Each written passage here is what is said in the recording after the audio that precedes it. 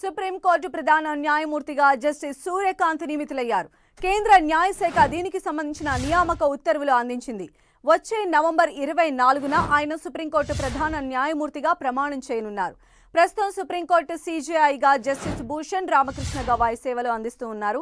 ఆయన పదవీ కాలం వచ్చే నెల నవంబర్ 23తో ముగియనుంది. దీంతో జస్టిస్ గవాయ్ తర్వాత సుప్రీంకోర్టు ప్రధాన న్యాయమూర్తిగా జస్టిస్ సూర్యకాంత్ బాధ్యతలు తీసుకుంటారు. జస్టిస్ సూర్యకాంత్ 1962 ఫిబ్రవరి 10న హర్యానా హిసార్లోని పెట్వార్ గ్రామంలో జన్మించారు. ఆయన తండ్రి సంస్కృత ఉపాధ్యాయుడు. జస్టిస్ సూర్యకాంత్ హిసార్లో 1981వ సంవత్సరంలో ప్రభుత్వ పోస్ట్ గ్రాడ్యుయేషన్ కాలేజ్లో డిగ్రీ చేశారు. రోహ్తక్ మహర్షి దయానంద్ యూనివర్సిటీలో 1984లో ఎల్ఎల్బి పూర్తి చేశారు. ఆ తర్వాత 2011లో ఎల్ఎల్ఎంను కురుక్షేత్ర యూనివర్సిటీలో ఆయన కంప్లీట్ చేశారు. 1984 నుంచే హిసార్ జిల్లా కోర్టులో లీగల్ ప్రాక్టీస్ మొదలుపెట్టిన సూర్యకాంత్ పంజాబ్, హర్యానా హైకోర్టులో లాయర్గా ప్రాక్టీస్ చేశారు. 2007 జూలైలో 38 ఏళ్ల వయసులో హర్యానా అడ్వకేట్ జనరల్గా నియమించారు.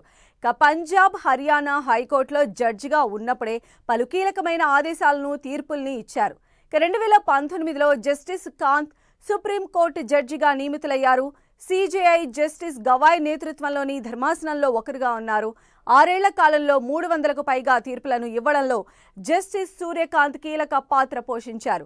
ఆర్టికల్ 370 రద్దు, section 6A citizenship act, Delhi CM Arvind కేజ్రీవాల్కు బెయిల్ మంజూరు చేసిన ధర్మాసనంలో న్యాయమూర్తిగా వ్యవహరించారు. గవర్నర్ ప్రెసిడెంట్ బిల్లు విచారణలోనూ ధర్మాసనంలో ఒక జడ్జిగా ఉన్నారు. 2018 అక్టోబర్లో హిమాచల్ ప్రదేశ్ చీఫ్ జస్టిస్గా పనిచేశారు. ఆయన న్యాయవాద వృత్తితో పాటు కవిత్వం, సాహిత్యంపైన పట్టు సాధించారు. గ్రామీణ జీవన విధానాన్ని అధ్యయనం చేశారు. సుప్రీంకోర్టు ప్రధాన న్యాయమూర్తిగా 14 నెలల పాటు ఆయన న్యాయ సేవలు అందించనున్నారు. 2027 ఫిబ్రవరి 9 వరకు సీజేఐగా జస్టిస్ సూర్యకాంత్ సేవలు అందించారు.